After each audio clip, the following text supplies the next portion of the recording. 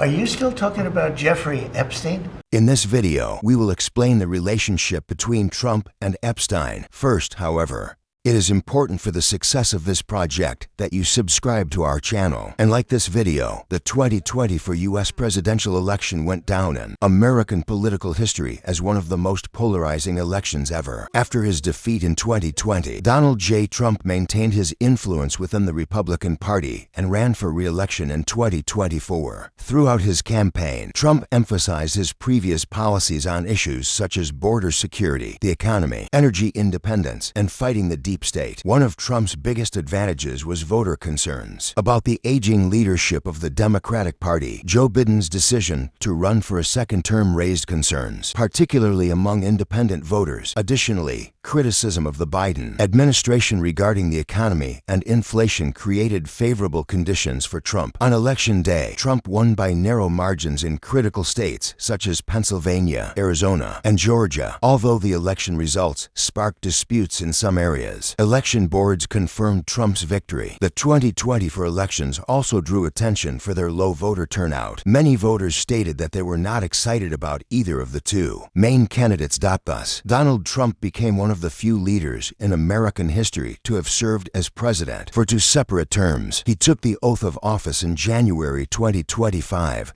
During his campaign, Trump appeared with many celebrities and did podcasts. The most notable person was Elon Musk, whom Trump appointed as a minister after the election. Following the Trump-Elon feud, which was the subject of another video, Elon made a sensational post. His name is also on the list. So, where do the Trump-Epstein incidents that shook the entire country come from? Grab your coffee and let's continue, or don't. Some people don't like coffee. Donald Trump's relationship with Jeffrey Epstein dates back to the early 1990s. The two men often appeared together in social circles, particularly in Palm Beach, Florida's high society, and developed mutual social connections. Trump's Mar-a-Lago club and Epstein's Palm Beach mansion are only a few kilometers apart. In a 2002 interview with New York Magazine, Donald Trump made the following remarks about Epstein. "I've known Jeffrey for about 15 years. He's a great guy. He loves women, especially young ones. In many ways, Jeffrey enjoys having fun just like I do." The statement drew public attention and led to closer examination of Trump's relationship with Epstein in the years that followed. In 2005, the Florida State Attorney's Office launched an investigation into Epstein for sexually assaulting a 14-year-old girl. During this period, a 15-year-old Mar-a-Lago employee reported to the police that Epstein had asked her for a massage and then abused her. She was an employee working in the clothing closets at Trump's club, suggesting that Trump's establishment was indirectly involved in Epstein's network. In 2007, Epstein was acquitted of federal charges following lawsuits filed in Florida. He was only registered as a sex offender under a mutual agreement, spending 13 months in prison but being allowed to leave for most of that time. Alexander Acosta, the prosecutor who drafted this agreement, was later appointed by Trump as Secretary of Labor. At a press conference in 2019, Acosta defended this decision, stating that he had been under pressure not to have Epstein convicted at the federal level. Following this statement, public outrage grew, and Acosta resigned from his position. The overlap between Donald Trump's and Jeffrey Epstein's social circles is not limited to Palm Beach. The two were frequently spotted together at high-profile events in New York City during the 1990s and 2000s. Ghislaine Maxwell, Epstein's right-hand woman, was also often present at these events.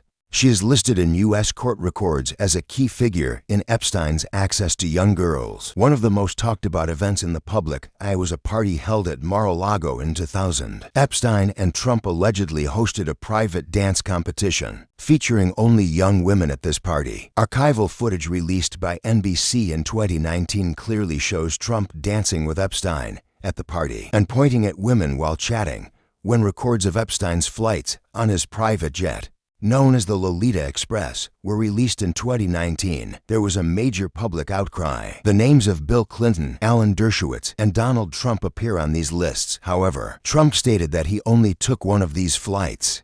a short trip from Epstein's home in Florida to New York. Conversely, a 2019 New York Times article claimed that Trump opened some private areas of Mar-a-Lago to Epstein in 1997 and invited many young women there with the promise of modeling opportunities. Some witness statements related to these incidents were indirectly referenced in the Ghislaine Maxwell trial in 2020. While not directly accusing Trump of involvement with Epstein, some witnesses in Maxwell's case have claimed that Trump was aware of the arrangement and did not intervene. During the trial, some documents related to Trump's relationship with Epstein were sealed or only partially accessible due to confidentiality concerns. Additionally, a woman who claimed to be one of Epstein's victims filed a federal lawsuit against Trump in 2016, but she later withdrew the case on grounds of security and psychological harm. The case's contents were never fully disclosed to the public.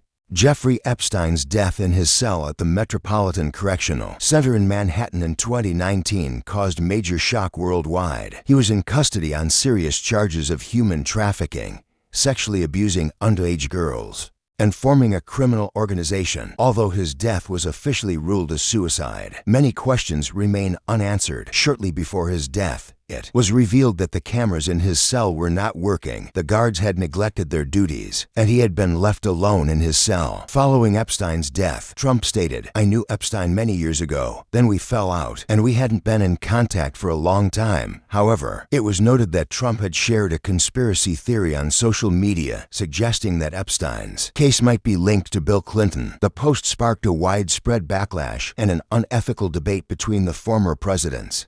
During the Ghislaine Maxwell trial in 2020, documents related to Epstein's social circle were presented as evidence. These documents included notes that Epstein wrote to Trump, as well as information about events that they attended together. However, the documents did not mention Trump in a damning manner. During Trump's presidency, no federal investigation was launched into the Epstein case. Some human rights advocates and journalists criticized this situation as interference with the independence of the judiciary. In 2021, then Attorney General William Barr stated that Epstein's death was due to serious oversight failures, though he did not make a direct connection to any political figure. As the 2024 election process approaches, these allegations against Trump have begun to resurface. Some media outlets have claimed that Epstein's records were thoroughly cleaned up and that Trump's name appeared alongside those of many world leaders in these documents. However, most of these records are still not publicly available. What will happen now? Will Trump's supporters continue to back him? Will there be an early election? Will Logan Paul and Jack Paul have a boxing match? When will LeBron James retire? These questions remain a mystery asterisk. It's not too big, is it? No. Why do New Yorkers have such big mouths? Go big or go home. Because they eat big pizza like the big New Yorker from Pizza Hut. We're talking 40% bigger. Soft, fresh dough with all your favorite toppings. Now from just $9.95. You've got to be losing money on this. 13166. Pizza Hut.